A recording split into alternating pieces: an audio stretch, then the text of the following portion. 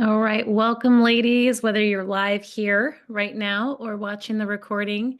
This is definitely going to be a session where you're going to be ripping through the muscle. That's all what I'll say. It's like, to have growth, you have to tear down the muscle, and there's actually some pain that can take place afterwards.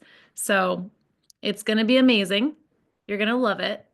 And let's get into it because I have a lot. I have a lot tonight. So as we get into it, I'm first going to pray and just bless this time and wherever you're at, wherever you're coming from, because as we know, all breakthrough really comes from surrendering to God. That's where all of my breakthrough comes from. That's where any true transformational breakthrough comes from. We can have maybe what we think is success, physical breakthrough, but it's really just us doing this, grinding.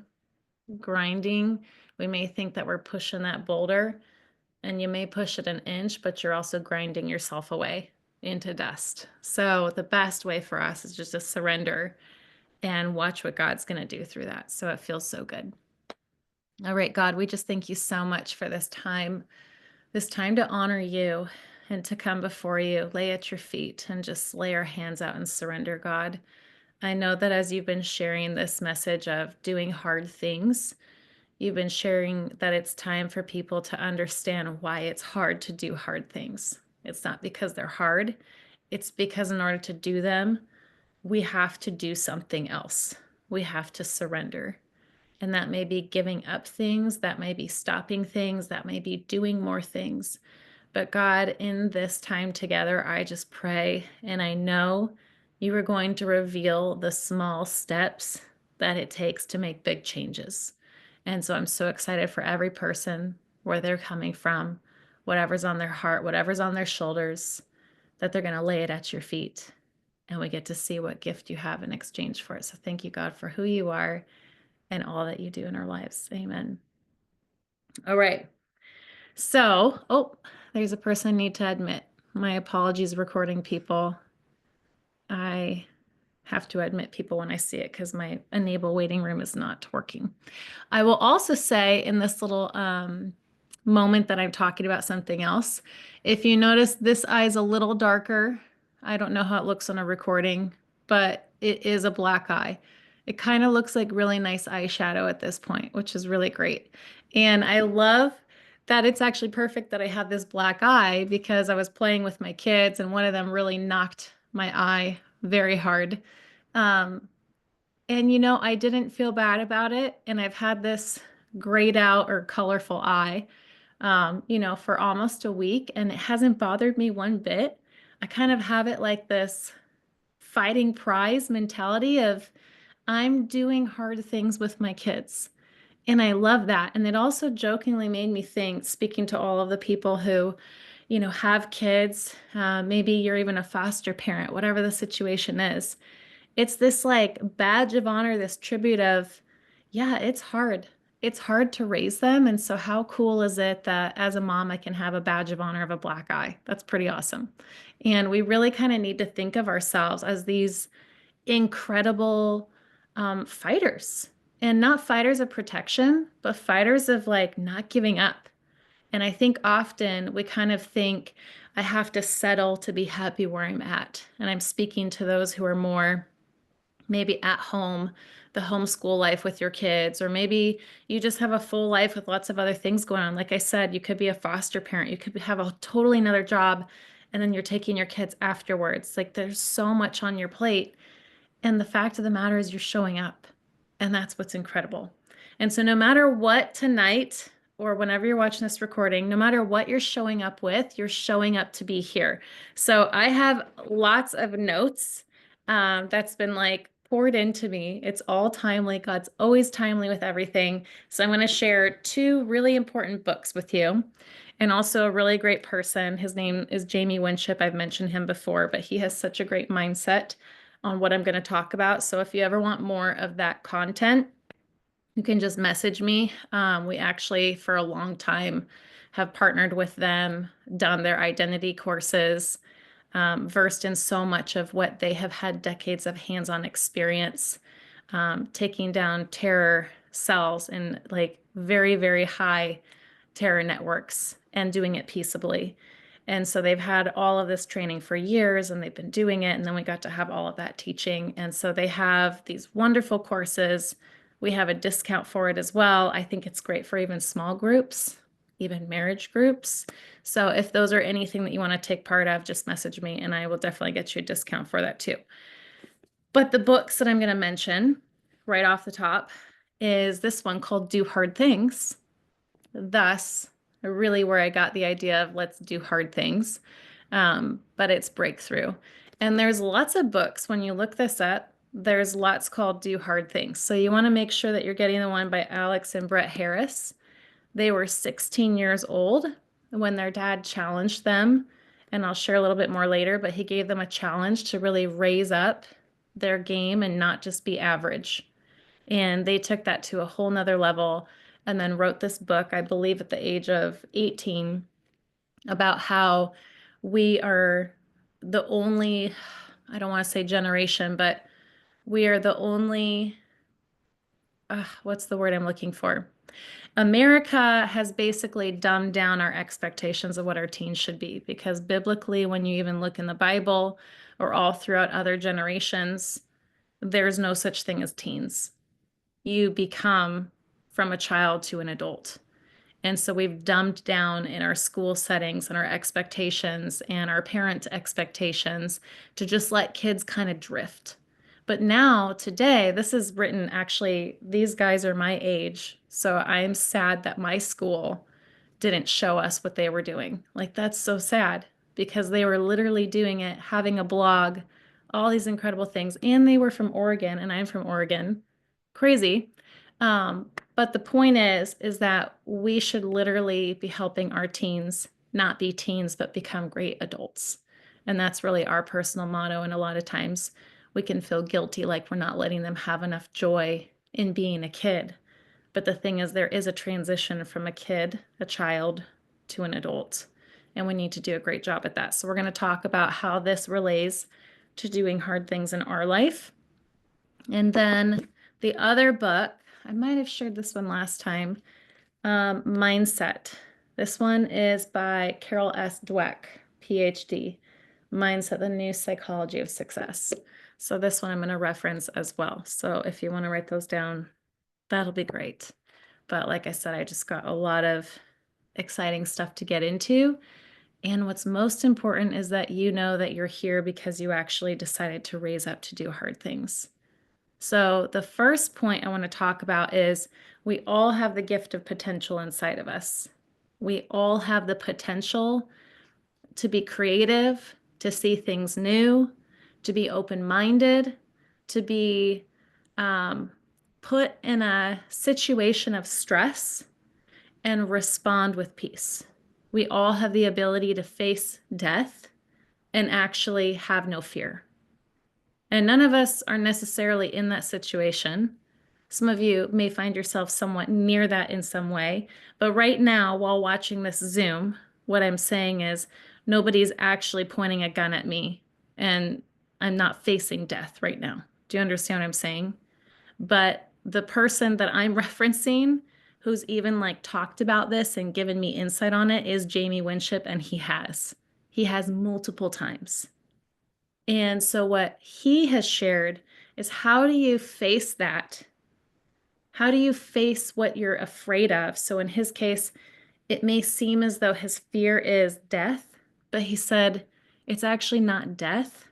There's actually always a greater fear beyond that. Why are we afraid to die if we know where we're going? So the fear is tied to something else. And so for some of us who are seeking to have breakthrough, the thing is we keep not having breakthrough because we have some fear of something on the other side. There's been people who have literally said, I have a fear of success. I've actually heard people say that. Well, why do you have a fear of success? It's actually tied to something else.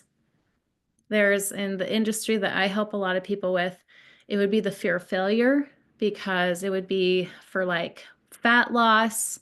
It would be for changing something about their intake. So that could be stop drinking alcohol. That could be stop having sugary foods. Like, why are you afraid to get started?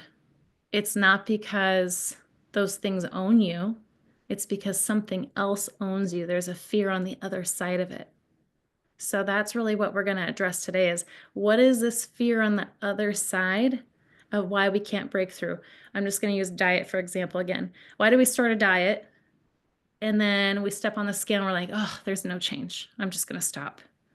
Or we do it for a while, but then we sabotage it and we decide, I have to eat. I'm starving. I just got to go through Dairy Queen. And we, get a meal, which those meals, there's a lot in the meals. It's definitely not going to help someone on a routine. But then you get like the blizzard with it and you get the other things and you're like, oh, I sabotaged. I'm just going to quit now. Instead of thinking, I didn't stick to the plan and tomorrow's a new day. Tomorrow's a new day. And thinking, why did I not stick to the plan? What are the things that are slipping me up? And that's really what we're going to talk about is why are we slipping up? Why are we either not getting started with doing hard things or why are we slipping up? And one other thing that I'll bring up right before I get into some of my notes right here is that sometimes, well, a lot of times we're in comparison, but sometimes we're seeing all the things that we want to do, how far we want to go. And so then we give ourselves 10 things to do at once. And that's too much to do great. And if we're not doing it all well, then we're like, I'm failing at everything. When the reality is we just need to pick a first thing to get started with and go on from there. And so one funny, quick example, well, I guess the first part's not funny, but I shared on one of my Zooms, I think back in 2024, the end of the year, that God had been putting on my heart to wake up at 4 a.m. And so there's a really beautiful, powerful, significant meaning, between 3 and 5 a.m. It's like everything in the atmosphere is still. It's like the time of the transition before the sun comes out, before it's like transitioning from one day to another. That it's almost silent, where even if people are up late night partying, all that kind of stuff, like all those people probably in bed by 3. And yet the people who are waking up early aren't awake yet. It's like this special time that's just time stands still. But the thing is, who wants to wake up at that time? Because then we're thinking, I'm going to be tired the rest of the day. This is not going to be good. Although scientifically they found if you wake up between 3 and 5 a.m. and you get, so you go to bed around early would be 9 for, a lot of us, because I'm sure a lot of women are like, I stay up late, I got to get things done. I get that. That used to be me. And I changed my mindset. I have a growth mindset, not a fixed mindset. I can do new things. I can transition. I can change. I don't have to be a night owl to get things done. I may get less done because I'm not letting myself work till 1, 2 a.m. But that's okay because I'm letting myself be healthier for myself and my family. And so sometimes we have to lessen our expectation of ourselves to achieve the things that we want to achieve that are doing hard things. And in this case, I was like, I'm going to wake up between 3 and 5 a.m. And like I said, going back to that point, scientifically, they say you will actually have more energy in the day. You will have more energy. And fun fact for those who don't get tired in the evening, you'll actually get tired and then you'll want to go to sleep. So I have found I actually get tired at 9 p.m. Sometimes I actually get to go to bed at 9, other times it's 10, and it used to be 1, at easily 1. Sometimes 2 if I was doing a lot of work because I was like, I have to get it done. It's the only time. That's what I told myself. And what we tell ourselves is fixed. This book talks about you either have a fixed mindset, it's like, this is how it is, it can't change. I don't see any other way out. Or you have a growth mindset, which is, I can change, I can develop. There's new possibilities. And my friend Jamie Winship talks about that too in his life or death situation, which I'll pinpoint on. But before I finish my 3 to 4 a.m. story, everything comes back together. So I'm not spiderwebbing for you. I'm taking you on a connect the dots, okay? This book talks about the way that we have misconstrued our IQ, our ability to consider ourselves smart, to consider ourselves as capable. And I'll just give you one quick example here. The person who developed the IQ test, you'll be fascinated to know this. It was actually Alfred Binet. He was a Frenchman in Paris in the early 20th century. So that little bit of time ago. It said that he designed the IQ test to identify children who were not profiting from the public schools, from the Paris public schools. So just Paris. He developed this test to figure out which kids are not profiting from our Parisian schools here. Because he said, we need to identify this so that new educational programs can be designed to help them get back on track. And yet then we have an IQ test that says, hey, take this test. This will tell us how smart you are. You're either smart, okay, like you made it through. You could go, be the manager at Dairy Queen, or you're a genius, like go invent another kind of light bulb. You're a genius, or you, no, you don't have any IQ. Let's just label you. Well, the reality is none of this is true. You were labeled with something that was never designed to be labeled upon you. And isn't that where all lies come from? It's a label that is not true and it's not of God. And it's totally out of alignment here. But then this exact example has been used so many times, or this test has been used so many times. There's even examples in this book and this book of studies that were done on students.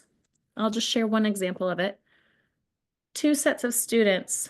One was given a test, and they were told before the test, no matter what, we want you to know you're going to pass the test. Like, there's no wrong answer you could select. You will pass the test. And then they told another group, no matter what you do, no matter what you select, you will not pass. This test is impossible to pass. Same exact test. The results were exactly what they said. Why? Because we've spoken something in that it dumbs down our belief or it enhances our belief. And so that's the same with the IQ. We get this fixed mindset on, here's what you're labeled with, here's what you can be, deal with it, or just quit. Like, take it or go. What are you going to do? And so in this example, we have to understand no matter what somebody has labeled upon us, it wasn't correct, it wasn't right. So we have to decide, are we going to have a fixed mindset or a growth mindset, which this talks about? And it says a growth mindset can fail, and we'll look at it as not failing, it's learning. Every time we may not succeed, we're learning. We're actually excited for a challenge. And let me ask you right now, how many of us face a challenge and feel excitement? Well, the kids that he interviewed at the very beginning of this book, little kids before any trauma set in, were given a challenge, and every single one of them had an answer like this. Oh, yes, I love challenges. Oh my gosh, I was hoping that this was going to challenge me. Those were their excitements. Oh, I can't wait to figure this out. And yet here we are, probably because something happened in between our childhood to adulthood, most likely earlier, sadly. And we see a challenge, we're like, oh, I can't do this. I don't want to do this. This is too hard. Somebody else is better equipped for this. I'm going to fail and look stupid. These are the things that go through our minds as we face doing hard things. And so to get back, I told you I'll always come back around to my early morning mindset shift. I decided I'm going to go to bed earlier to wake up earlier. I want to do this thing that God's putting on my heart. It's hard for me to believe I'm going to have more energy in the day. This is what I talked about. I'm like, it's hard for me to believe it. And you have to share what you're afraid of. You have to share that it's your truth with God and ask for help. You have to ask him for help. And I was like, God, please help me have energy because I have things that I have to do. I don't want to be a tired, cranky mom. I want to be present with them. So me waking up, I don't want this to be like, now I'm exhausted and getting nothing done and I'm not having fun with my kids. I'm not getting black eyes with them. And he answered me and told me, you can do this. Also, if you need a nap, you can take it. But he also, God knows that I have a fixed mindset on naps that I need to change because if I take a nap, I wake up with a headache. Meanwhile, my husband takes a nap every day since he's been a kid and he is energized and great to go every day. So, everybody is different, but why am I having a fixed mindset on I can't? Well, I actually can if I want to. God told me I can. He didn't say how long. So that's for me to figure out if that time comes. But here's the really cool thing. I started waking up in the morning and I haven't had to have a nap. I don't need it. So he gave me the okay of you could take a nap, Bethany, but he gave me in a way hope of permission, right? That he's like, you'll have time to figure it out. But he didn't give it away saying, guess what, Bethany, you won't need it. Because if you really obey what I'm saying, that sounds really, really hard. You're changing something that you have done for a long time. If you just obey me where it's really hard, watch, I'm going to make you feel better. So that was one step, okay? That was last year in 2024. Then my husband, he got a cold plunge. He's been wanting one for a long time, and we've done cold plunges elsewhere. And I have nothing against cold plunges. I think they're great. So again, I'm just sharing some of these examples as we get into this. And yeah, I like them, but I'm not a big fan of getting wet because I don't want to do my hair. And anybody who has hair that they have, like, it takes forever to dry because it's thick and coarse. It's not a party. I like to do it once and put it up if I need, and it will stay that way for 2 weeks. Like, even when I shower, I'll put a hair thing on me and just shower on my body because my hair doesn't need it. That's how fun my hair is, which is great, but not fun to get wet all the time. And so he got that, and I felt in my spirit, you need to be doing the cold plunge. And I was like, oh man, I do not want to do that. Like, I don't. And why is it that my flesh does not want to do this? Because there's something breaking through on the other side. And I know these are physical examples. I have gone through very hard other trying examples, but the interesting thing is those were easier for me. It's like the things that we're trying were actually easier for me spiritually because I could just tap in and pray and hold fast to God. And yet the flesh things. So for some of my friends, they've talked about, like I said, I help people with physical, like, I don't even like the word diet. I just help them become healthy, right? And fat loss is a side effect. Others, I've had friends mention about alcohol. And if you think it's you, trust me, there's many others who have. And I have shared with you guys many times, I do not believe in addictions. I absolutely do not. I believe that we have comforts, and those comforts are idols. And I'm talking to myself too, because it's very easy to find something to swap places with God that we go to first. That's where it gets dangerous. What are we going to first before going to Him? Are we wanting to numb out? And so we're just like, I just need to relax and I just need to put on a TV show. Or are we totally frustrated or exhausted or feeling like we have no answers in our life and we don't just stop to go walk outside or go sit in a spot that's comfortable to you or just lay on the floor and cry and talk to God? Why are we not doing that? Because we have comfort. Comfort is our worst idol, and that idol comes in so many forms. Is social media, binge watching that, of TV, of alcohol, of food, of maybe even attention, or wanting to just go out and hang out with people all the time. There's so many different avenues. I mean, we could put sex in there, we could put all sorts of stuff, so many different avenues. And the thing is, it's putting it before God.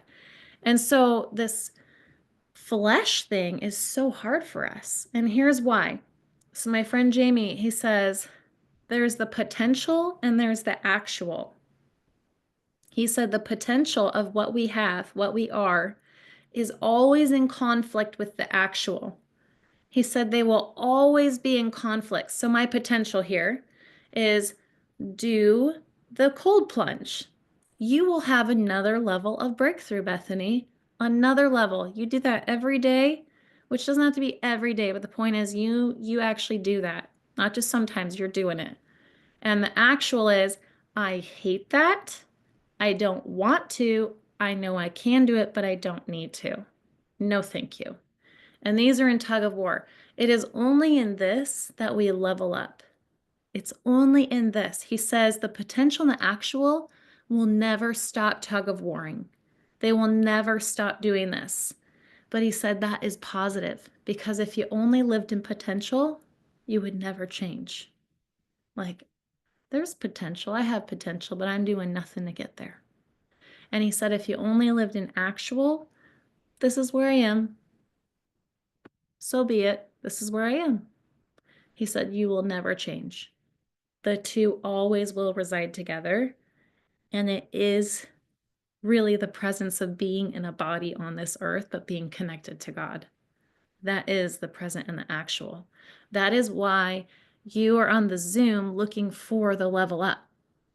You are here looking for how do I do hard things because the potential is in you. It is there. It has always been there and you see it. That is very good. You see it, not just someone else.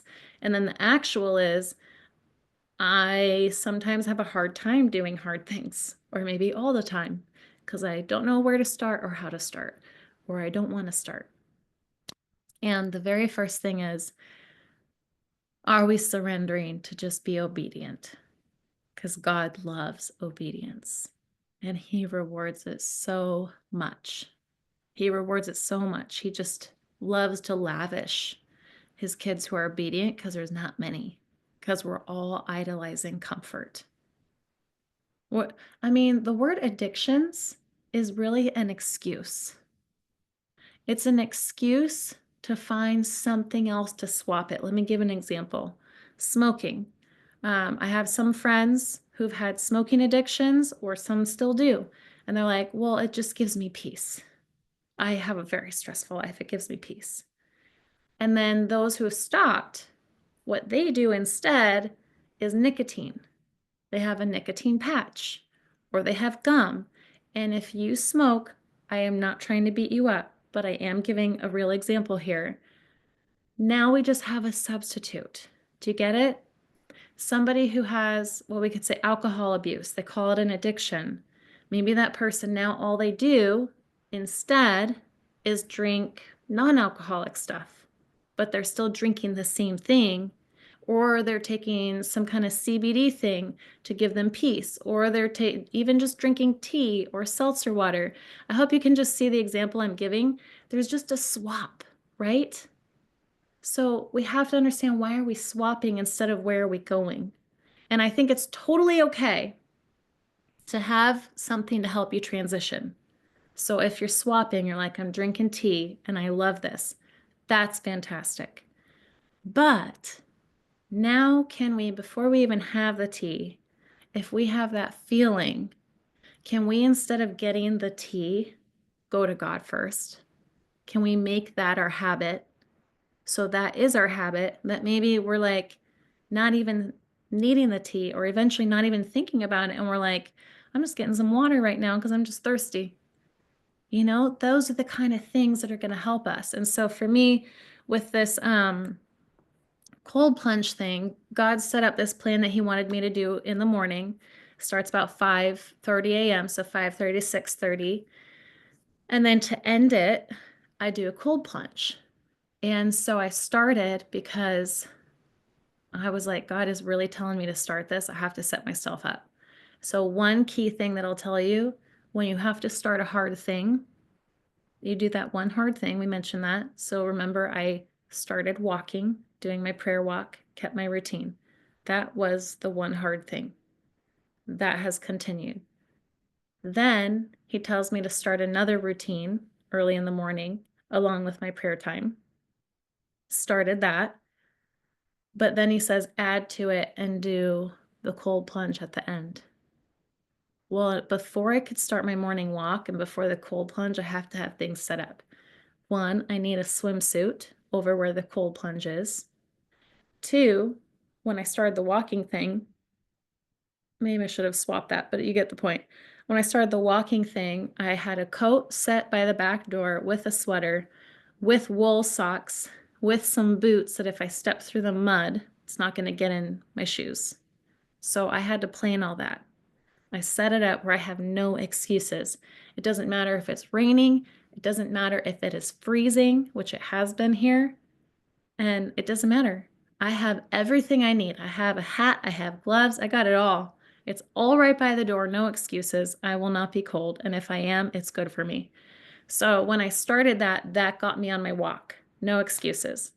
Cold plunge wise, I was like, God's telling me to do it. I got to do it. I got my swimsuit. I put it out. Started doing the cold plunge. The first time I got in there, I was not breathing right. And it was like I was hyperventilating, but I was in there. I was like, and I was like, you got to slow down your breathing, Bethany, slow it down. And so 90 seconds, then I was slowing it down. The next time, simple. The next time, simple.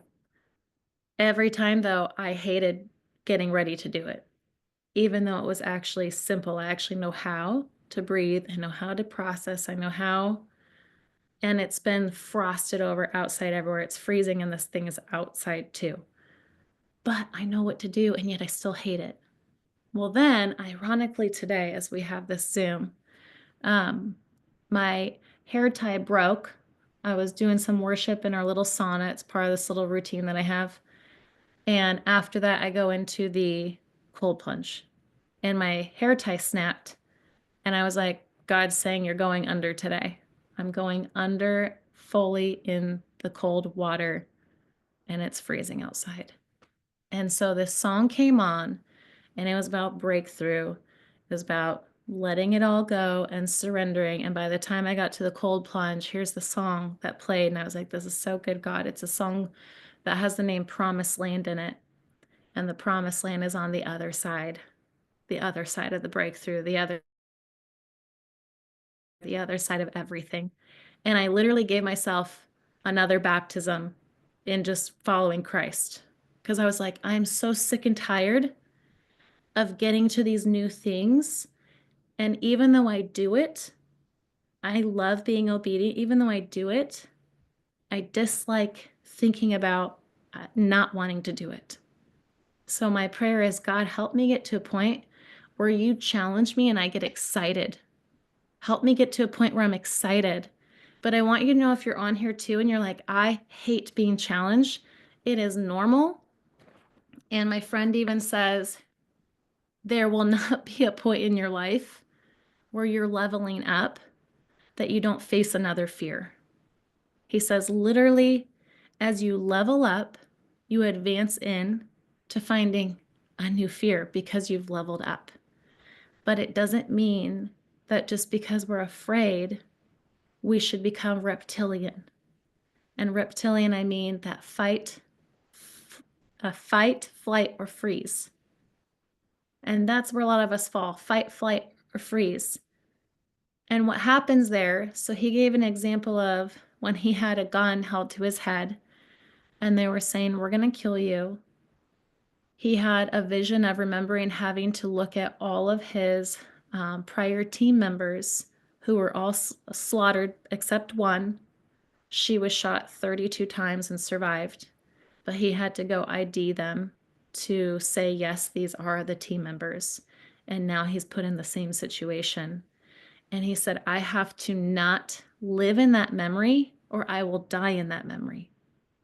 What I have to do is I have to get out of my flight, fight, or freeze mentality, which we all have when we face a challenge. And I have to get into, what does he call it? I think he just calls it the midbrain. He says basically the midbrain is where we are creative. It's where we're the most creative when we make decisions. We can like think through things. And he said the other cool thing is that this midbrain has is like a peacemaking, he calls it something else, but it has no fighting mentality. It's like a peacemaker. To me, what he's saying is that midbrain is where we stop fighting with our body and we actually tap into the Holy Spirit. That's what I feel like he's saying, which is really cool. So he said I had to get into that midbrain because I have to get into creativity. And there's no time in fear where you're creative. He used to be a police officer, and then obviously now he's, in very hostile situations to take them down peaceably. Um, but he said to be in fear, he said to police in fear is the worst thing you could ever do because you are not creative. You are literally in a stuck mindset, a fixed mindset. And if you can't be creative and think of new ideas, there will be no change and people will get hurt. So you have to be able to get into that midbrain. And how interesting is it? That's where we all need to live. In order to have breakthrough, we all need to live. We're all on here because we know that there's more to this world than what we're a part of right now. We know that there's more that God is doing. We know that we each hold potential. We were brought into this world with potential. And as we have leveled up, because you've leveled up to know Him, you know Him. I believe most everyone on here, I see your names, you know your identity because we've done the identity walk. You've heard from Him, who He calls you. It is not your career. Your vocation's not your identity. Our identity is the gift in the vocation. Our identity is literally amplifying through God's Spirit in us what He's called us to do everywhere we go. But if we know this and we get stuck in comfort, we stop leveling up.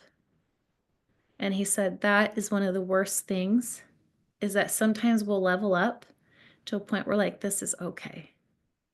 And I think some of my friends, I can think of many of them, and I love them so much. But I know many of my friends are in a I'm good here. I pray to God. I hear God when I ask Him. Sometimes I feel like I kind of drift off and I need a little recalibration. So I need to read my Bible again. I haven't read it for a while. Or I need to like get into a women's conference or a women's group to recalibrate and get hungry again. But I feel good with God. And I'm speaking out of walking that personally. Like I've been there before. And after I was transformed, like I don't ever want to be there again. I don't ever want to just be like, I'm okay just sitting here. And there's been times even after I've been transformed that I'm like, okay, I'm getting a little too comfortable here. Or God, I really need to press into you more because things are good. And I don't just want to press in when things are bad. I want to be with you all the time. And so to go back to today, as I mentioned, I did my baptism in the cold plunge when I was on my morning prayer walk. Oh, I didn't even finish this thought with you. I was on my morning prayer walk, but it wasn't at between like 4 and 5, which is always my usual goal. It was at 3 a.m. today. I woke up, I went to the bathroom, had 3 little kids in my bed, so I'm stuck on a little side. But I was like, they're so cute. I'll just lay in next to them again and sleep until my alarm goes off. And I got in bed. And the funny thing is, I actually went to bed with my wool socks on because I was cold. I did the cold plunge at night the other day, and it makes my body super cold for a long time. And I thought about taking my socks off, but I was like, no, I'll leave them on because I'll go for my walk in a little bit. And as I laid down, because I was talking to God, like, how cool, God, you woke me up right at 3 a.m., right at that time. Like, what do you want me to know? What's the plan?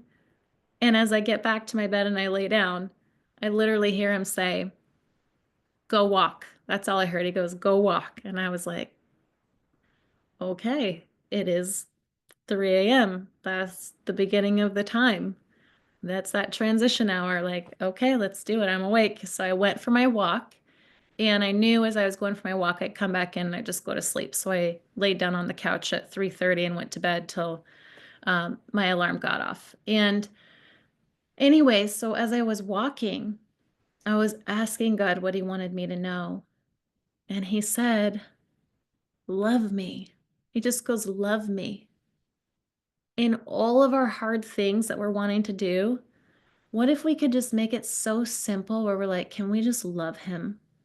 If we love God, we love him, which means picture being married to someone where all you want to do is be with them. You're just like, you're finally my spouse. Like we're married. I just want to be with you. And I mean, even intimately and not just sexually intimately, but when you are newlyweds, yes, you do want to do that. But I mean, intimately, like you're just together. Like the world is you guys together and you get to know each other, right? That's what he was saying. He goes, love me. And I thought, oh my gosh, God, there's so much that goes on in a day. And you know, you have grace for us, you have mercy for us. You know, we have to take care of all these things. But how many times in the day can I think of something else to do instead of maybe what you're nudging me to do? Because it's actually a gift for me. You're nudging me. Can you just do this instead? No? You want to like go watch that show instead? Okay. What he showed me is that's being married. And instead of like hanging out by the fireplace together, we're just like, no, it's okay. You go do your thing. I'm going to go in my room and I'm going to watch Netflix on my phone. Like, and they're just totally separate. He's like, that's how a lot of people are married to me. Like, we may be married, but I don't ever see them. They're in their own world, doing their own thing, and we're definitely not intimate. That's how it is being married. And then by the time you do want to get intimate, you got to warm up again. You got to get to know each other. You got to go on a date. You got to eat together, you know? And so he was telling me, love me. And he explained all this just so quick in that moment that even in the cold plunge example, when my hair tie broke, he was like, are you surrendering? Can you surrender and know that whatever I ask of you, it's going to be better? And I literally was like, I get it. I'm cold plunging and I'm going all the way under. And then those songs came on, and I was like, God, I am being baptized and made new in this because I don't want to be the same. I've told myself that all the time. And then I level up and then level up. But it's kind of at a place of like, there are physical things that we're going to be uncomfortable with, much more than a cold plunge. But for you, whatever it is, he's asking you to purge it because there's something better. And after my cold plunge, I just felt so much joy because I knew what it meant spiritually. I was like, this is so exciting. This is beyond exciting of what is taking place, of what's happening. And so, where's this? Where's this point I want to share? Something else about potential and failure. Navy SEALs, this is really cool. We all know that many people apply to be a Navy SEAL.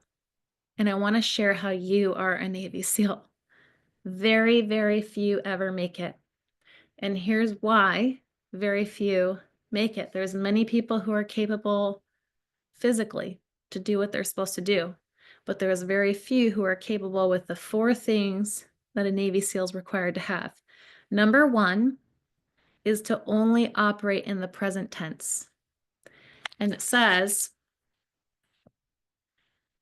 that in the present tense, this is where we are the most creative, and this is where we have peace and joy. We can walk with God.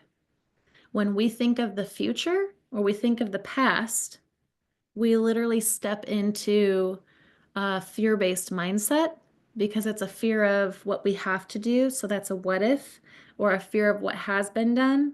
And so what happens, even if you don't label it as fear, what happens, what it is definitely, is that it creates a self-protection. Like if you think of the future, like, oh my gosh, I really need to make money for that self-protection. Or you think of the past, oh my gosh, why did this happen to me? Or why did I do that? Oh, I wish I would have changed this. Self-protection. If you live in the present, like when he was having a gun to his head, he was like, this is where I am. So they're trying to instill fear in me. What can I do to help reverse the situation? I know tactically how to get out of this, but that would be physical, and it still might not end the right way. So, what is another creative way to turn this around? Because my goal is to actually become friends with them so this can be taken down peaceably. How do I do that? So, he said the first thing you have to do is you have to live in the present. And our life would be so much better if we all did that. Just living in the present. Yes, we still have to show up to work. Yes, we still have to make dinner, but live in the present and love it. Love what is on my task today. I'm going to do it like I'm looking in the mirror with Jesus, right? Like reflect him. Or maybe Jesus is going with you. I'm making dinner. I'm so joyful that I even have dinner to make. It might not be a beef Wellington or whatever, but I'm so happy I have macaroni and cheese and the kids love it. And I'm making dinner. I have food to eat and I have somewhere to eat it at. Things like that. Living in the present. Number two, be open minded. A good Navy SEAL is open minded. They're learning, which is fun because we talked about this. They're learning, not failing. It says that they have, it says that they're adjusting all the time. They don't see things as one way that it can be done. And that's how our world has designed things like the IQ test. This is the answer, or you're done. One way that things have been done. Our whole educational system, which is why I love this book, because they are challenging kids or teens to not be teens.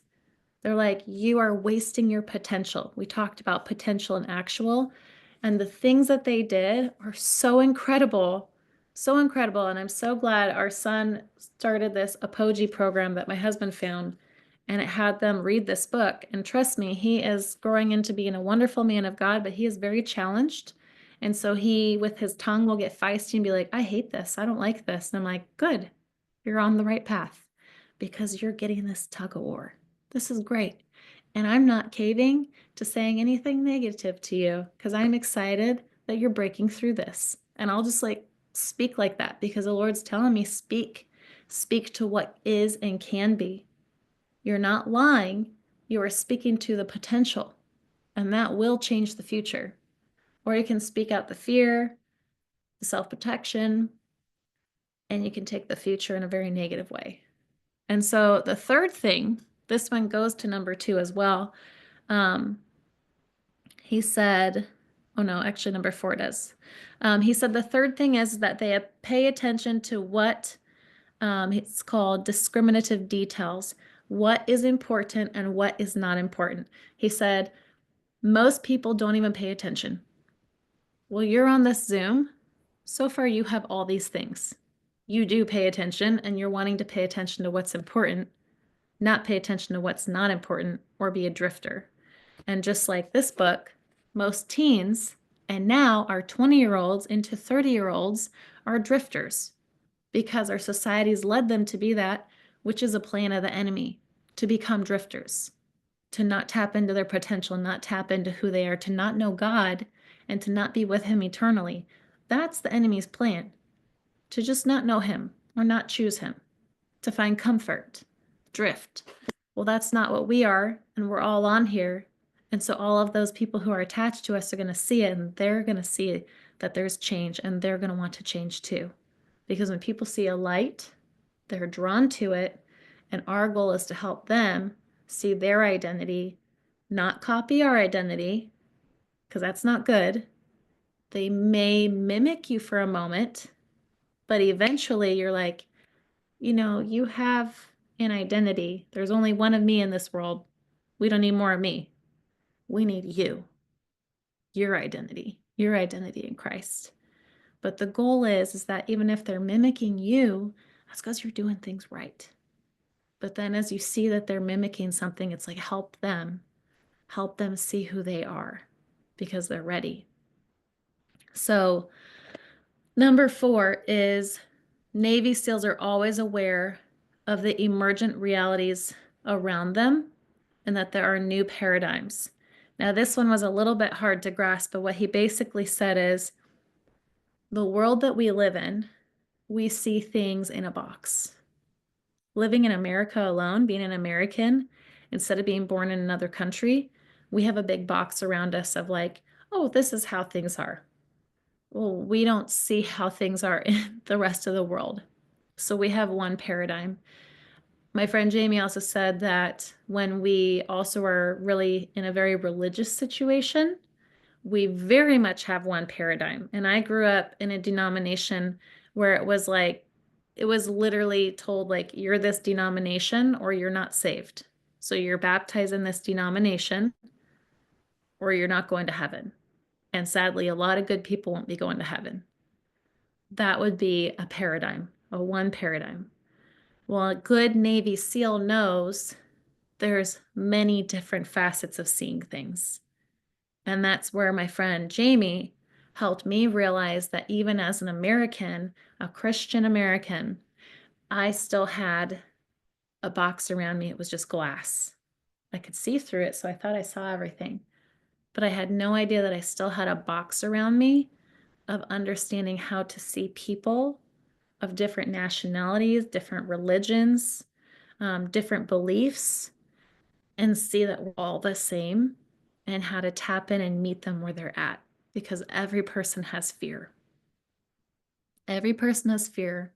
Every person has potential. So we're actually all linked together. And when you find a commonality with a person, you connect with them. And in that connection is where transformation happens. And in that connection is where they meet God. So long as you're also with God, right? Because then you can share it with them. So he helped me see that I had a glass box around me. But here's the cool thing is these Navy SEALs that make it have these 4 things. And the Navy SEAL training doesn't teach any of those 4 things. So everybody who becomes a Navy SEAL has those 4 things, but they don't learn it from the Navy SEAL training. You're catching what I'm saying? Somewhere else they learned this in their life. Somewhere else they took this on and realized this is how you have transformation. This is how you grow. This is how you get things done. Well, this is how we should all be living. When you have this, you can be peaceable. You can process through things because it is a mindset. It's a mindset, and it's not the reptilian one. It's getting to that midbrain. It's getting to the place of, I'm not going to go for my nicotine patch. I'm going to God. I'm going to talk to God. And maybe in my talking to God, God goes, hey, it's okay. You can use that. But eventually, you're not even going to want to use it because you learn how to go to Him as default right away. And so, one more example that I'll give of mindset, which many of you have probably heard this before, but this is in the Do Hard Things book. The boy talks about elephants because he said when him and his twin were younger, they always wanted an elephant. They thought it'd be cool to tell their friends they had an elephant. While they got a new dog, they're like, well, we got an elephant. But he said, we, of course, never got an elephant, but we did learn about elephants. And he said one of the most interesting things was learning how strong and creative, how intelligent these beings are. And yet they are held, like he was like, how do they keep them? And so then he learned they have a wooden peg that they, draw into the ground, tie some string around it, and then they put the string on the back right leg of the elephant. And he's like, that elephant knows it can break a string. It knows it. So why doesn't it? But as those of you who probably know this, it's because when the elephant is a baby, the elephant is chained up to a stake. And the elephant learns that it can't pull it out because it's too small for how strong the stake and the chain is. But it's on that right leg. So its association of being tied up is the same memory of when I was a baby, this is how it was. This is exactly what we're talking about.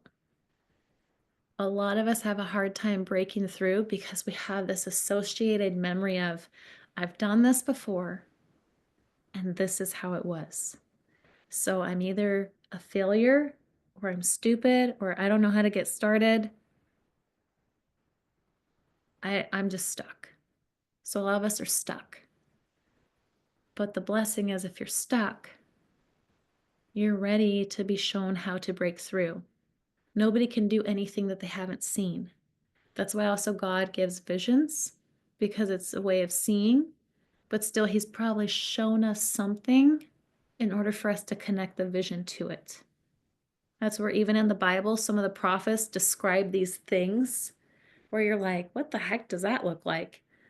Well, they've never seen it before and they're trying to describe it. It's like if somebody way back in the day tried to describe a helicopter in the sky and there was no such thing. How would they describe it? Like there's no metal machinery or whatever. Like, how would they describe what this thing is? It would have weird characteristics. It's like, this is what it looked like. But we know what it looks like now because we've seen it. So we can't do what we haven't seen. And that's why it's so important for all of us to be in communities where people are growing, most importantly, where they know their identity. And that's why this group is so fun. You guys know your identity. We're excited to grow. I plug into other areas. That's why it's also great to read. If you can, get a community at home, even if it's 2 people with you, and just challenge each other to like stay growing, to stay invested in God, most importantly. We need this because we can continue. When somebody stumbles in a muddy pit, we can help them out. We're like, hey, it's okay. You helped me last week, remember? Let's keep going. That's so helpful. We need that. So, where was the point I was going to about the elephant? Yes, memories. So, a lot of us, we have the same thing as the elephant. We have so much potential, but we're kind of afraid of trying again because we were tested so long. We tried so many times as that little elephant that we eventually gave up. We feel like if we try again, we're going to fail. We're going to look stupid. And so right now, I would just love for you to just ask God. I'm just going to pray with you. Just say, God, what is it that's actually hindering me from moving forward with this? Why do I feel stuck? And just give him, be like, I feel stuck here. Just be honest, because he already knows what it is. He knows what you're dealing with. Just hand that over to him and go, here you go, God, because I am so tired of this owning me. I'm tired of my flesh owning me. Whether it's what people think of me, it's just feeling incapable, looking like a failure, failing my spouse, whatever these things are, just hand that over to him. Because in order to have truth, you have to face the fear. And at the moment, the fear is your truth. So we're handing that over to get the real truth. So everything you're probably worried about most likely will not happen. So we're handing that over. Thank you, Jesus. And now that you hand that over, ask him, what is it that you're really afraid of getting started? Why are you actually afraid getting started?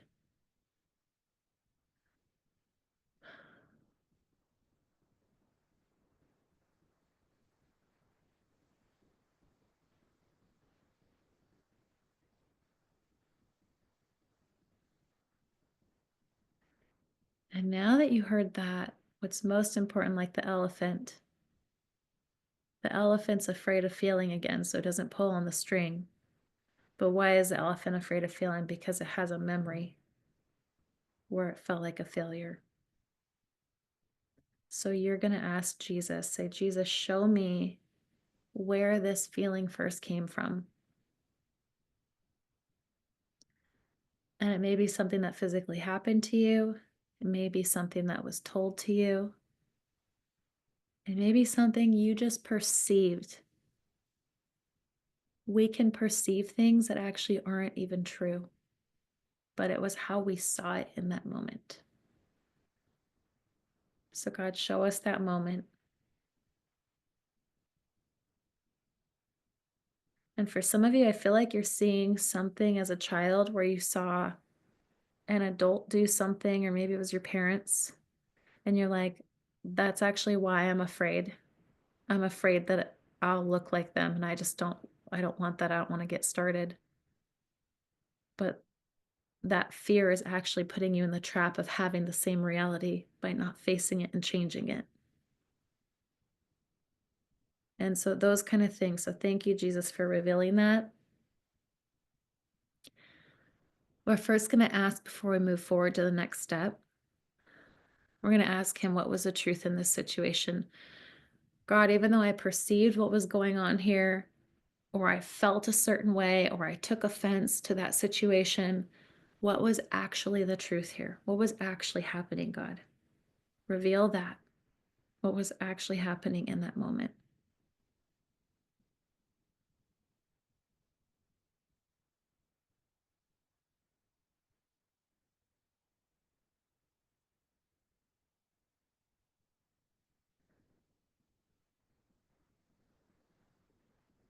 Thank you, Jesus.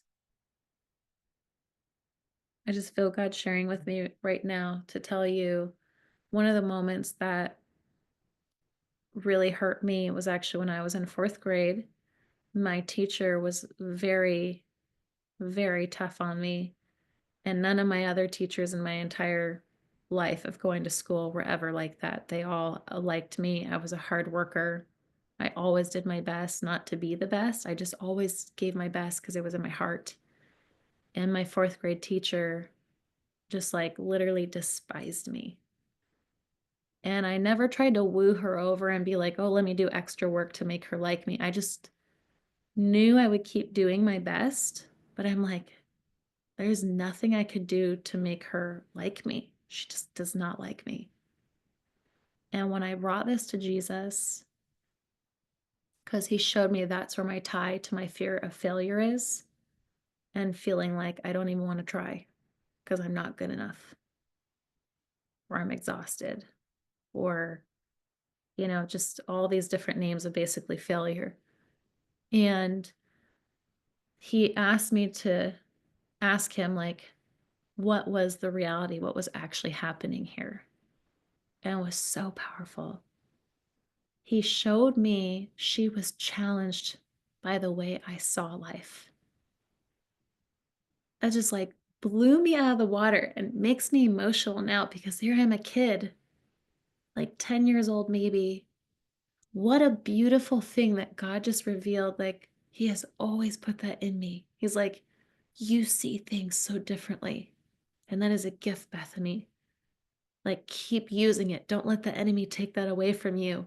Don't let him steal that I've given you a gift to see open possibilities, like that Navy mindset, right? And yet, literally in fourth grade, it was trying to shut that down. Like, you better answer this way or you're in trouble. There's no other possibility, even though there is. But he showed me she was challenged by the way that I saw things. And it challenged her in such a way, he said, that she didn't know how to operate out of her box. And I knew nothing about this kind of stuff then when God told me this. But it's very clear she had a fixed mindset. And she was probably raised in an abusive, fixed mindset home. That's the clarity that I get. And so she doesn't know how to operate with somebody challenging her, even though I'm not actually challenging her. It's just who I am is a challenge because of how she thinks. And when I saw that, here's the joy of what I'm asking you to step into right now for some of you. I had mercy for her. I had forgiveness because she actually put a lot of like stress and self-doubt on me as a little kid. And I didn't know where to put that. And then here I'm seeing later as an adult, I have these things of failure on attached to me, and God showed me that's where it stemmed from her, from that moment. But now I'm not going to hold her on the cross. I'm going to see that she's human and she did the best that she could, and I forgive her. And so, whatever it is that you walked through, whatever it is that you saw somebody chained you up to that pole, you saw the face of that person. Maybe it was yourself who chained yourself up to the pole as a little elephant. Forgive yourself or forgive them now. So, right now, just forgive whatever happened in that situation and you give that to Jesus. So, I forgive them. They did the best they knew how. Maybe it's your parents, grandparents, an uncle, a teacher, an ex spouse, a sibling, another kid at school, yourself. They did the best they knew how. And I forgive them. If it's yourself, you did the best you knew how.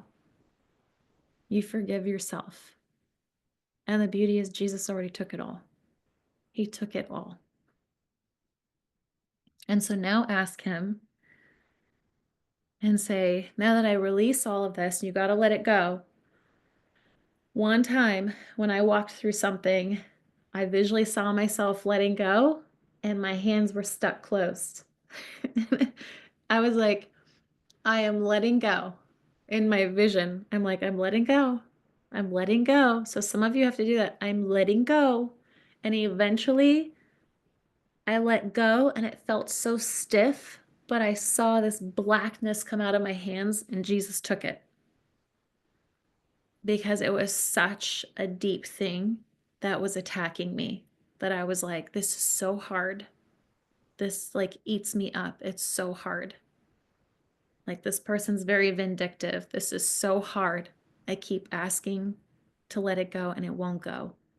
And it went out. And that's really a lot of bitterness.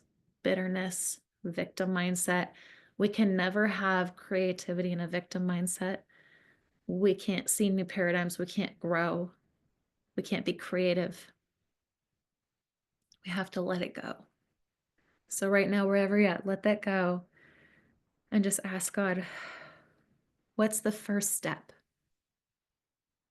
So ask Him right now, what is the first step for what you're trying to break through? What's the first step? That step is important. So don't think this step seems too little. We're not comparing to anyone here. And make sure that you write that down. We're just putting that down. This is exactly where I'm going to stay. I'm going to stay in my lane. I'm going to stay here and keep doing what you said until you tell me different or until you add on to this. For example, I'm very proud of Wayne. Like, these books, thankfully, are really from him because he challenged our son, to do the Apogee program, which they have so many books to read throughout their yearly program.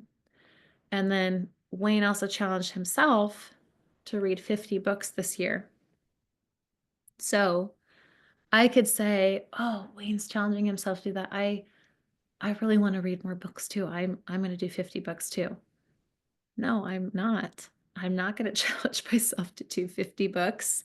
I would love to, but I'm not going to challenge myself to do that. I have like 5 books that I'm already in, and I am working on them as I work on them, and I love it. And I'm going to be okay with that because I'm actually doing what God asked me to do. I'm waking up in the morning. I'm doing my morning routine, getting a lot of great clarity with Him. And now I'm doing my cold plunge. And the funny thing is, the cold plunge only takes 5 minutes of my day, like start to finish, 5 minutes. But how cool. I'm excited to do the cold plunge tomorrow because I was baptized. And I'm like, I'm excited for this every day. This is exciting. And that is how we should come to our challenges. Be like those little kids who are like, I'm excited. Actually, another fun fact, let me find this real quick. You're going to love it. Navy SEALs. Where is this? Navy SEALs get energized with the potential of failure. How cool is that in tapping into that childlike faith? Now, it said when they're in the training, so obviously they really don't want to fail when they're out there. But when they're in the training, it said they get very energized with potential failure, or when they've learned in their training, we've failed this mission, they get even more energized because they've learned a few things. They've learned there's another way to solve this we haven't seen yet, and I can't wait to find it. I can't wait to crack that code because they know that everything builds upon something. It only makes them smarter, wiser, and be able to respond to more who knows what situations. So true. That's how we should all see things. If we accidentally yell at our kid, yell at our spouse, yell at the pet, whatever, yell at your boss, whatever it is, you accidentally do that. Hopefully, you're still working there if you yell at the boss. But the point is, if that happened, we shouldn't be like, yay, I'm so glad I did that. No, I'm just using this bad example on purpose because bad examples are a reality of sometimes feeling like a failure, right? We actually can see that and be like, whoa, hold up a minute. I'm excited that that happened because now when I know that this trigger happens, I'm not going to respond that way. I'm going to pause and be like, there's a different way to respond to this. There's a different way to turn this around. And I never finished my friend Jamie's story, but long story short, super short synopsis of it. He told the guy, I'm not afraid of you, and I came here to be your friend. And the guy was like, what? Like it caught him off guard that Jamie realized I just turned the table here. I still don't know what to do, but he said, I know I have to stay in the present. I have to stay in the present. If I go to the future or the past, because the past I saw my friends died. If I go to the future, I'm going to think of the unknown and step into fear. If I stay in the present, I'm just going to be here and see what else God is telling me to respond to. And so, long story short, the guy said, if you really want to be my friend, you will bring your wife and we'll pick you up at your house so we know where you live, because they were going to go kill him. But they took him to his house, dropped him off. The next night they picked him up and they said, you're going to have dinner with us. Got to dinner. All of these terrorists had their wives at the dinner, and they actually talked all night because they wanted to know how he wasn't afraid. And he said, to be honest, I actually was afraid. So you could say I was lying, but he said, I'm not really lying. I'm talking to my potential future. I'm speaking out my potential future. And I came on this mission because I wanted to figure this out peaceably, which means like a friend. What would Jesus do? So I'm not afraid of you because I'm not afraid of dying. And I came on this mission to make friends with you, to make this peaceable. And in the end, he has so many wild stories like this, all God's stories. God gets all the credit. So good. But he's obedient. And this is the power of obedience. In the end, they're all, you know, excited and creating a great connection and stuff. So Jamie's like, I really did make the contact I needed to, because I needed to get into this like circle that the head guy turned himself in with Jamie for all the crimes and things that he's done. He turned himself in.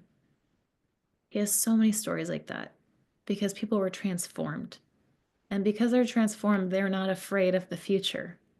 So do you understand that? Like the guy turned himself in. I know more to the story where the guy actually became a follower of Jesus, which is a huge deal culturally.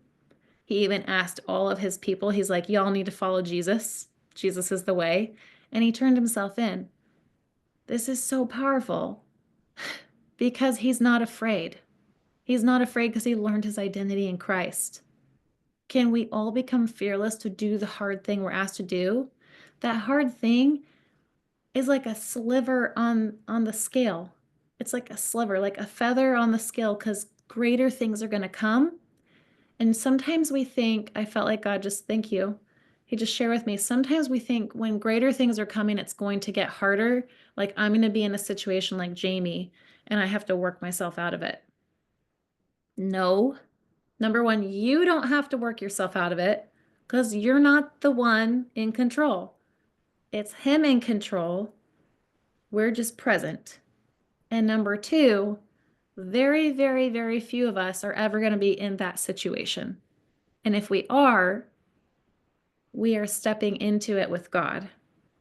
But our situations may be a feather right now and they may grow and build up. But what if your future thing is things that people have prayed to happen to them? What if your future thing that God's asking you to be obedient to right now, which is the sliver, the little feather on the scale, is eventually you writing a book that hundreds of thousands of women read and step into their identity? That other women have prayed to be able to write a book. Or you're speaking in front of thousands of women. What if that is your large thing? It's not having a gun to your head, but at the same time, the fear is real to you. It feels the same. Well, instead of thinking about that, think about, wow, Jamie had a gun to his head and he lived in the present with God. That's really beautiful. Do we have enough faith to believe that God's in control, that he knows what he's doing, that he's with us, and even in the worst situation, we're going to be okay and everyone else is going to be okay? We're okay. That's what we need to be living in. So that takes away the fear. That takes away the what if. That takes away the worry of what other people think or what's going to happen to them. Live in where God has you. That's where we need to stay. I think that was the last piece there that I was going to share. Thought there was something else, but oh, there was. Thank you. Thanks, God. The last thing to encourage you about feeling stuck, which none of you are stuck anymore. You're not stuck. You're not. You know what to do. You've prayed to God. You know your first step. Even if you've had a vision, if you did, consider yourself very blessed because it's very rare that God gives you an end game vision. He usually gives you enough to see for you to be like, okay, this is happening. I'm going to step into something, right? To build upon. But if he has given you a bigger vision and it scares you, good, good. Now just be obedient with the little things that, because you know it's not you there, it's him there. It's him equipping you to be there. But what I wanted to share that God shared with me on my walk this morning, and I knew I was supposed to share it on this Zoom. So it may be for somebody watching the recording, whoever this is for. He wants you to know that if you felt stuck and you've literally been trying, sometimes he actually holds us in places. So there's some of us who have been stuck on purpose. We've made ourselves stuck. We're making the same decisions over and over again. We have winterized ourselves. That's the visual. Because like I said, when I was walking, it was frosty out. When I step on the grass, it crunches like sounds like I'm breaking the glass blades, you know. We've winterized ourselves. And I could give lots of examples of that. I could probably talk about a whole different message on that. But the quick example of it is the more we're disobedient to the things that God's called us to do, we're distancing ourselves. Remember that example of we could be with our spouse at the fireplace, or we can be like, yeah, you go ahead and just watch your news. I'm going to go in my bed, which is our bed, but it's really my bed because my bed is my control center where I just watch Netflix on my phone, right? So that's distancing. And then eventually not even knowing what to ask your spouse other than, how was your day? Good. How's yours? Good. That's distancing. That's winterizing yourself from God, where eventually you're like, ah, I don't even know how to pray. I don't know how to start reading the Bible. When you feel that way, you're on the right Zoom because we're ready for breakthrough. But what has been the one thing that God's been asking you to be obedient to? I'm sure there's one thing. So if that's you, and if there wasn't clarity on it right now, ask Him, what's the one thing you're asking me to do? Because it matters. That's going to warm you up and de-winterize you. And then there's another example of being winterized. So God showed me both these examples. He said, yes, there's those who have kept themselves frozen, but you must know that just because you're winterized doesn't mean that you won't unthaw. Just like I said, I was walking on the blades of grass. Well, the grass is still green underneath. It's still fertile. It still grew and it's ready to grow. As soon as the coldness goes away, it's going to flourish. So if that's you, you felt like you stepped away, oh, He's ready to de-winterize you as soon as you're ready because you're already green. So there's so much excitement there.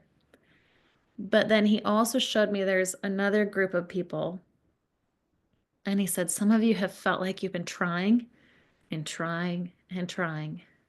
And so you're just feeling very worn down, exhausted.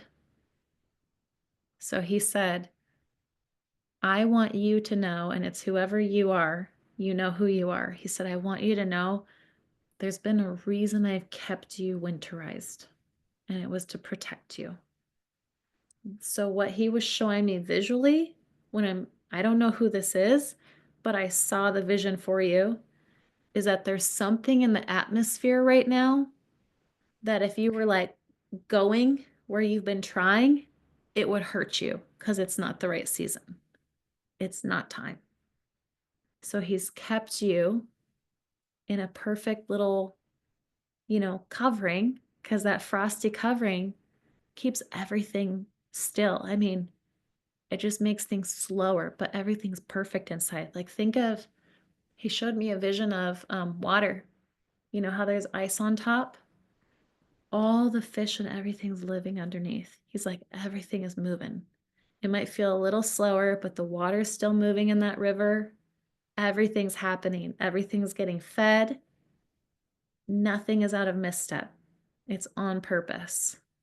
Even for some people, when you're trying to heal them, something's happened to their body, you can lower their temperature in order to save their life, in order to sometimes induce coma or just put them in a state where you're able to work on certain organs without them failing. He's like, this is a protection. And so hopefully that encourages you. And I would just rest in what He's asking you to do. I don't feel like He's saying, ask me when it's time. I feel like He's actually asking you to trust Him in this. And He's saying, rest in it because spring is coming. That should be the hope. Spring is coming. Just know that you're green. You're very green. And when spring comes, you'll be very fertile. You are going to multiply. You're going to grow so high, so tall. So I hope that that excites you and encourages you. And I'm just so proud of all of us on here because we're world changers. We are. God birthed all of us on purpose. And one of us impacting one of us is so powerful. And we have to be in our identity. We have to be true to ourselves. And it's in that we live out God's light through us. The only person we should mimic is Jesus. And yet Jesus always shows me, He's like, I'm so glad you're with me because you're you and I'm me. We want to be like Jesus. How would Jesus handle these things? Because He's working in the midbrain, right? In that peaceable place. But He's in His identity. And His identity is the Son of God. I will never be the Son of God, but I can love like Him and have the identity that He says I am and be the daughter of God and be a light in the world and help people find peace. And that's really my job. My job is I'm here to help guide people to find Him, which is exciting, and do it peaceably. So I hope that this helped you guys. It was exciting for me, helped me, and I look forward to be hearing the things that are on your heart. And if you're interested in any of the stuff that Jamie and his wife Donna Winship have, you can just message me and I don't have it off the top of my head, but I'll find the link where there's even discount codes. And In the recording, I will try to put the name of these books down below too, because they are wonderful if you're stuck in a fixed mindset. This one will work you out of it. And if you really want to learn how to break through deeper, even though we talked about it, this is the one that you want. But I would encourage you, if you have teens, you should have them take part in that too. So thank you, Lord, for this time. Thank you for this delightful moment. Honestly, it's delightful and it's joyful to get to break through. It really is. There's so much freedom in it. So, God, I just pray that the freedom and the joy arises in every single woman. And we're just excited. We're excited to level up. We're excited to see the new things, to do hard things. Just, God, I ask that if any of us falls into a little bit of mud, Father, have us reach our hand up to you, but you are so good that you have a friend right there on the side to go, hey, I saw that. I'm with you. Let's go. And then they're ready to help another friend along the way, because this is a journey and it's so much better done in a community. So we thank you, Father. Thank you for being our example, our friend, our lover, our Father, our everything. We love and trust you. Amen. All right. I will talk to you ladies soon. Can't wait to hear more from you. Bye. Bye.